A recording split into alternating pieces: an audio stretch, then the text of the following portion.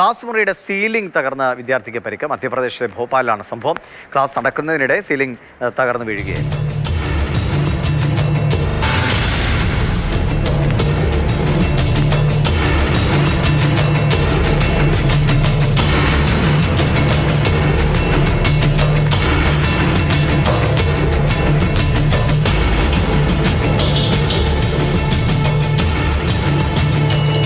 അനൂപ് ദാസ് വിവരങ്ങളുമായിട്ടുണ്ട്. അനൂപ്, ഗുരുതരമായ പരിക്കുണ്ടോ കുട്ടിക്ക്? ഇത് എവിടെയാണ് സംഭവം?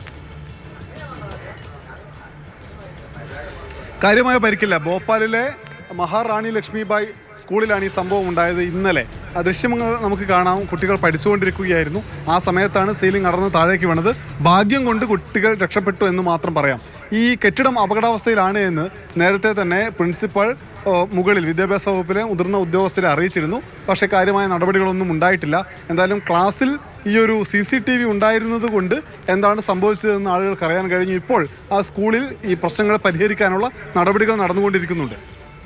അശ്രദ്ധ അത് എവിടെയും തുടരുന്നുവെന്നാണ് കേരളത്തിൽ നമ്മൾ പല വിധത്തിൽ കാണുന്നത്. ഇപ്പോൾ മധ്യപ്രദേശിൽ ഒരു ക്ലാസ് മുറിയിലാണ് സീലിംഗ് അടർന്നു വീണ ഒരു കുട്ടിക്ക്. ഭാഗ്യം കൊണ്ടാണ് കുട്ടിയുടെ സൈഡിലൂടെ ചേർന്നാണ് ആ ഭാഗം വീഴുന്നത്. നേരെ ദേഹത്തേക്കൊക്കെ ആണെങ്കിൽ വലിയ ഗുരുതരമായി പരിക്കേൽക്കേണ്ടതായിരുന്നു. അതുണ്ടായില്ല എന്നത് ആശ്വാസം. ഇപ്പോഴാണ് ഉചിതമായ നടപടികൾ സ്വീകരിക്കാൻ അവിടെ ശ്രമങ്ങൾ ആരംഭിച്ചത്. അനൂപ് ദാസാണ് ഡൽഹിയിൽ നിന്നും വിവരങ്ങൾ നൽകിയത്.